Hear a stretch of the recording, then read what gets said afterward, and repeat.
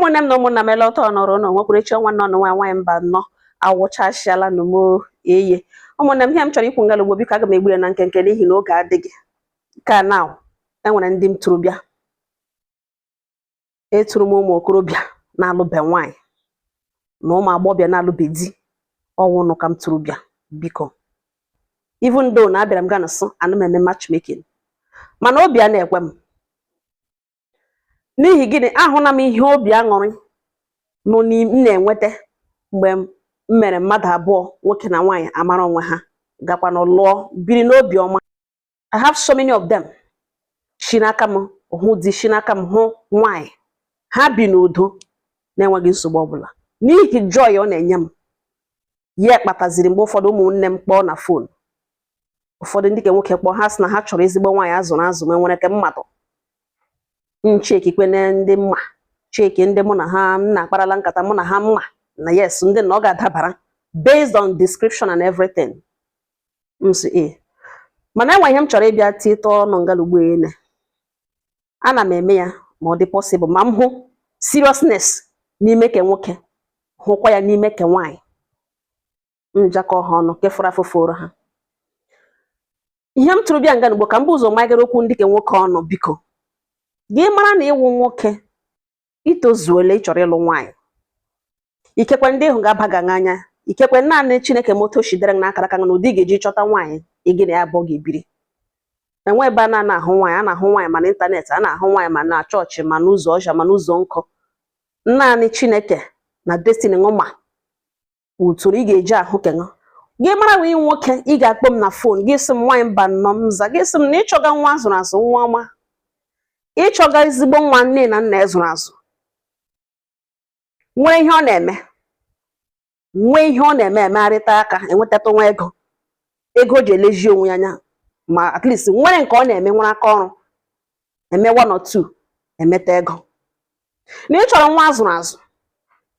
ịchọrọ nwa arụ nwa ile anya ịchọrọ nwa mara ekwu okwu nwere nsọpụrụ gị kwụcha ihe niile ahụ ịchọrọ n'ime nwaanyị njụzie ṅụsị nna m anọ na m ihe i kwuru enwekwara m ndị rote ahụ nụnụ azụrụ azụ ụmụ ọma mma ha na yes na gị na ha bido ihe ha nwere mgbudo obi m jụzie ṅụsị nna m nwekwara ka ị na-emenụ gị mepe ọnụ sọm na-enwe ihe ị na-arụ for now na biznes na o jikwa close down na-ejikwara chọọ ọṅụ n'ụlọ ọrụ na-ejikwara ego iji emege biznes ndị wayo gburu ṅụ na inwe ihe ị na-eme na ọhịa iji achọga nwaanyị nwere ezigbo aka ọrụ kpataga ego agụ na ụdị ego ga nwa ndị a ji ego tụge dị problem ha na ọwụ di mana enwe ihe ị na-eme biko akpọkwala m na fon eji m Chineke bi n'eluigwe rịọ biko onye ahụ ịtụgo mmadụ zụrụ ya o nwere family ọ gaghị akpata ego a gị bịa with nothing ọnwụ na ilu zuo job enwezighị ọrụ ị na-arụ biznes na agaga the first thing ị kwesịrị ime wee ịchọgodo ofu ihe fix onwe gị no matter how small no matter how big ma nwee nke ị na-emetatụ as a man ọgodo nke ọbụla ha so na yes ihe na ọhịa ị na-eme enwetatụ ego tụwegodo ego kpata ego ego ọgwụ gawa ịhụ na nwaanyị ga-alụ gị nwe ike nwa ụgwọ isi ọwụ da gị ga-akwụ ụgwọ isi onwe ya ị gaghị bịa wetu nwaanyị mba nọ weta aka eri ka ọ gbaracha aka efu enwe ihe imega enwe nothing imega enwe ofu mkpụrụ ihe imega ị ga-asọ nwa gị nweta ego naanị ma otu isi survive ga gị kpọwa m na m chọrọ nwaanyị agụrụ dị ego ga bụ ego mana gị onwe enwe ihe ị na-eme you should be concerned, you should look for something chọọ ihe na-eme before gị kwuo okwu nwaanyị ka awụ ihe m side ka ụmụ nwoke biko eji m Chineke nna biko rịọ ọṅụ enweghị m akara ogori na nwaanyị nwee ihe ọ na-eme kpata ego ya ebute ego ya gakpọrọzi enye na-enwe ihe ọ na-arụ kpọlatara ndị nwe relax ebe iri ego nwa onye ọzọ zụkwara kpata ọ bụrụ na enwere ka ị na-eme gịnị ya nọrọ na n'ime relationship before gị lose your job lose your business o nwere right support ụnụ abụọ ya ụdago ọ na-aghọta onwe ụnụ ada mana ịmahụ this person ịhụbe for the first time enwe onye ọwụwa ịmaghị ịhụbeghị mana ị chọrọ ịmata ya with not doing nothing like ihe n'elu ụwa mkpa ya wụ niile wifi na ihe problem ya na ọwụ ọhụ ha ala dị ọrụgo ọrụ ụmụ nwaanyị tụgo ya nwoke ha na-aga ịza aha ha biko eweliwe brọda enwe m nwaanyị dị otu a na my list eji m Chineke yọng ke na-awụ side ka ụmụ nwoke na ka m kwuo maka nwaanyị gị wụrụ nwa agbọghọbịa Bom some wine ban nonsense gism na aye kwu okwu ụmụ nwaanyị ga-egwa m yọta jishike mara nwee nke ị na-eme ma enwe nke ị na-eme jishike chọọ ihe ị ga na-eme ma enwe gị mụọ ọrụ na-amụ ọrụ ma ịmụ ọrụ gị chọọ ihe ị ga na-ere ihe ị ga na-eme nweta 11 naira so that nwoke ọbụla bịara na ndụ ọhụgodo nwe wivon oke ego n'isi hụnwe fon oke ego n'aka ya hụkwa ihe ọzọ ị na-eme ị gaghị na-look expensive doing nothing na-enweghị ihe ị na-eme enweghị source of income. The red flag ị na-enye that man iwe onye ahịa obulinga na iwe onye otu abalị ego ole ọrụ ị na-arụ ị ga-ejishi ike gị wụrụ nwa abụọ ogbe na-akpọ m na fon si m nwaanyị mba nọ zaa ekwu okwu nwaanyị na ibe ya jishi ike njụọ gị sị m yes na ị nwere ihe ị na-eme ihe dị verify bụ m ga-verify ya onye gị na-eme ihe ga-verify ya ọ bụrụ na enweghị ihe ị na-eme iji enyere ndụ aka not even POS not even ire tomatoes jishi ike chọta ihe ị na-eme before gị kpọọ m na fon sị m nwaanyị mba nọ m za anyị kwuo okwu nwaanyị na ibe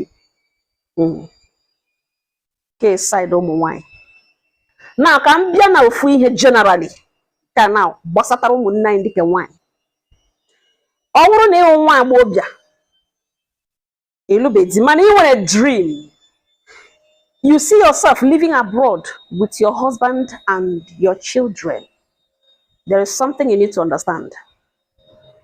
Oge agaala mgbe ụmụ nwoke anyị na-eshi Europe shi ala bekee lọta lụrụ nwa agbọghọbịa kpọrọ kpọfete Europe ihe ha na-ahụ ebe ahụ ụmụnne m ihe all these women na-abịa there uses a western culture laws against them experience emene ha arụ teach ha shie ha ọnụ n'ala kwụọ ha kpụkpụrụ na korota. No matter how good you are, no matter how beautiful you are, somebody shi abroad gara bịa sị na ọ chọrọ ịlụ gị nụ naanị na ọ nọ abroad gị kwere ya atụnataṅụ ntụ na ka ọlụ na-aṅụ gwazie ṅụ ka eji nwayọọ mewe akwụkwọ ṅụ nwanne okwu anọghị ebe ahụ n'ihi na ya onwe ya gbaga egwu uche ụmụ nwaanyị anyị emene ha ihe asị emene ha buru n'obi na nwoke ga-eshi ala bekee lọta lụrụ nwunye kpọgote nwunye ọ ga-abazi mba n'ụlọ ya nwaanyị echefuo na ya wa African woman Igbo woman for that matter where our men have the final say in the house before gị nata dị n'ime ihe ị chọrọ naanị ma otu ị ga-esi taa nwaanyị like lion ma otu ị ga-esi baa obi ya ọ wụghị ihe I know my rights a na-eji I know my rights alụ Igbo ma ọ na-enye nsogbu and Chineke ma otu ụmụ nwaanyị o kere nwere ụmụ nwaanyị otu enwere Igbo man ka enwere Igbo women ụmụ nwaanyị Igbo hot cake anyị na-asọpụrụ di anyị nọ na di anya na-eji marriage egwegwe especially marriage ebe a mụrụ nwa onye na-eji enwe cases of nwaanyị na-ejikwara kọgbuo na ka o jikwara nwa na marriage ọ bụghị di ya n'ihi na ọ hụgburu di ya n'anya kama mgbe ọ na-eme na ya achọghị ịgbasasị ezinụlọ ya. Ụmụ nwaanyị Igbo na-anọ na di ụmụ nwaanyị Igbo na-asọpụrụ di ha ụmụ nwaanyị Igbo na-akwado di ha ụmụ nwaanyị Igbo na-akwashi ụlọ ha mmekwa ime ịrụzie nga na ya etizie ṅụ na plen kpọbata ṅụ Europe ndị ka Igbo ghara ha agwaghị how to use these laws na gị chere nwoke snow gị use the western law against him send ya out of the house ọ nọ n'ime before ga lụrụ kpọbata ma o mee ihe kwuru ị nwere right the same law nyere ng right to send him to prison gị rụzie ebe gị bido practice way gị chefu ebe ishi because of these wild experiences ụmụ nwoke anyị na-enwe ha anaghị alọtazi alụrụ nwaanyị akpọtazi ọ dị rare gị hụ ha now some bịa ha alụrụ nwa in the name of ha mana ị ga-ekwe definitely ịnụ ha na ha n'ala bekee ị ga-ekwe ịnụ na ha n'ala bekee ị ga-ekwe ngwa and alụrụ nwa ewerezi agaghị emeziwere nwa akwụkwọ and once ị bịara nye condition na o meziri nwa akwụkwọ na ọ ga-alụ automatically ịgawa ya agawa gị na ekwa gị kwekwe na ekwe na alụ ọṅụ ọntụ ngwa ka emewere nwa akwụkwọ atọ ọṅụ ime ihe niile ahụ a ga-ara ṅụ before na-apụ echere ya lazie echerizie results ọnwa ahụ ga-ekpe ụra ya gwa ya na irele ime na ihe niile o mekere m egwe ahụ ya na irele ime ya edere ha otu afọ ya agbalalu ha bịa mekewa ha ya nwụko ya alaga echere results ma ị na-akpịrị ya result ahụ my sister ya agbarịa wing ya gbaa ya ebe ọzọ dati azụrụ azụ na ị mara mma is even more reason why he cannot bring you over ka ha hapụ imebiri nwunye n'ara ihe mmadụ ahụ onye ọzọ therefore gị hụ ezigbo nwoke nọ na Nigeria lụrụ ya. Onye ka nọ na Nigeria gịnị ya build? That's your dream. Keep it alive. Once in a while, they when you like it, no, you go anywhere. On agụrụ hapụ this country. Both of you will work towards it. Unu relocate ya. Marriage na last na Europe, marriage di na nwaanyị shi na Nigeria nga no relocate as a family get back home man here we be nothing. Ha abụọ do everything together, the experience together, ihe niile ha dị together. Mana somebody na bond with somebody ndị gị abụọ na-enwe otu unu shiri. Unu ayi ha ya lọta, ọ chọga dị gị hụ ya facially beautiful, ke nwaanyị ukwu, ara ebe niile ke nwoke ọ dị okay. Ya kpọkọtazie in US by the time ị hụrụ character ya, ibido shift we body. Ọkara mma na gị na di nwe matara ezigbo mmadụ ga-elo nwe ahụ. Ọ na-abọ ndụ na marriage a na-amacha mma na ofu onye nọ na Nigeria otu n'ala bekee a na-ayọkọ. The connection a na-anọ there, the bond a na-anọ there. Enweghị karị gị na di ngubi ụnụ atụtụkọwa ego ahụ nọ relocate ya, mara ego ole visa nọ, mara ihe ọ ga-ewe ọnụ ịgawa country ahụ, dream ha bịa life. Mana ị nọrọ ndị ọma na-abịa, ezigbo mmadụ na-abịa ga-esi mba na ịchọga na ọwụ onye ala bekee. Ishi ala bekee lo gị kwere ya di ya bịakwa ụgwọ isi ya tụtụrụ mkpu n'ala ṅụọ gwogwo na-akụ ya mbite ntụ na ọ nwere mission ka ọ tọọ ime ya larụzie ọnwa gwụ onwe inye ya result. Ọ gaghị ama na plan ngwa ngwa lowa, ọ ga-etake ya time ilu ọnwa nke ịtayere down with marriage. Ishi ọ chọrọ imove on, ọ ga-emove even that place o nwere ike ịtụta onye ọzọ na Nigeria. Ya nwere ike lọta ihe ọhụrụ ahụzi ya onwe nke ka imere because ha mara na ihe ka mmadụ hapụ ịghọrọ ịṅụ na ya ishi ala bekee lo na ya tụga nwaanyị ya na-alụ because ụjọ dị ha ka ọzọ. Now ihe m na-agwakwa na ọ nwekwara ndị ga-emekwa ya lọtakwa lụrụ nwunye ha kpọrọkwa gaa ala bekee ya dabere ha. Asị m ọ naghị eme, ọ na-eme kama ọ gịnị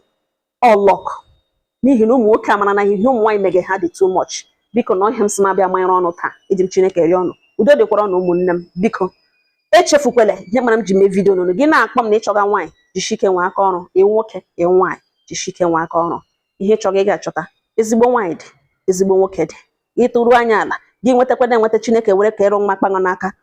metuo onwe ume ala, jikọọ n'aka ọnụ n'ihi na marriage is all about what both of you make of it. Ahịa nsọ m abịa gwa ọnụ udo dịrị ọnụ ụmụnne m, ya gaziere.